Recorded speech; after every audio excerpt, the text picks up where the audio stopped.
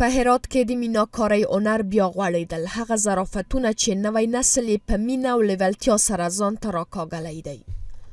د میناکارۍ پخوانی هنر چې په هرات کې په دې وروستیو کې د فراموشۍ له خطر سره مخ و، دا ورځ یو ځل بیا غوړېدلی، خو د خلکو او بهرنیو سیلانیانو پام یې ځان ته اړولی دی.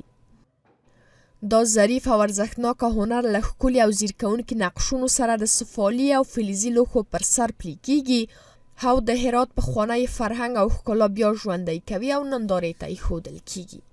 د دې هنر د فعالو څیرو ترمنځ قریش ملکزاده هغه میرمن ده چې نږدې 9 کاله کېږي چې میناکارۍ ته یې مخه کړې او دمګړۍ شاوخوا 15 تنو ته روزنه ورکوي.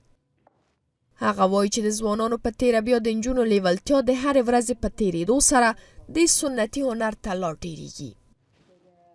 میناکاری یک کار هنری است که این قدامت از قدیم و از 5000 سال پیش بوده.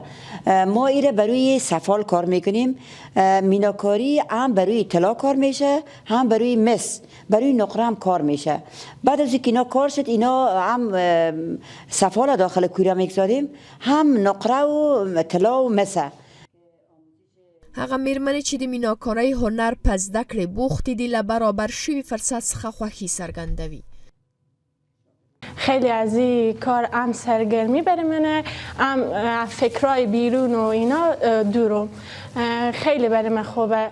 از لحاظ روانشناسی هم خیلی برای من مهمه. که د میرمن لپاره د شان ځایونه یعنی اوس ډېر ښه دی ځکه چې کومې نجونې چې د درس او تحصیل څخه پاتې هغوی فکر معمولا په کور کې ډېر مشغوله وي. داسې ځایو ته راسي همې ورځ پر تېرېږي، همې ساعت تېرېږي ځکه هم یو هنر زده کوي. خیلی هنر ما دلچسبه و کلا داخل رنگای خیلی آدم شاد نگاه میکنه و خوشحالم از اینکه همچین محیطی که کلا خانمایند به اینجا کار میکنن کنار همیم و خیلی خوبه.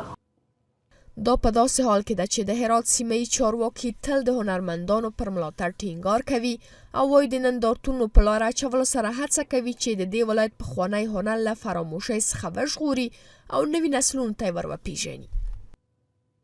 سعی ما بر این است که آثار هنریشان و معرض فروش گذاشته بشه و از طریق سیاحین و جهانگردان و توریست ها آثارشان خریداری بشه.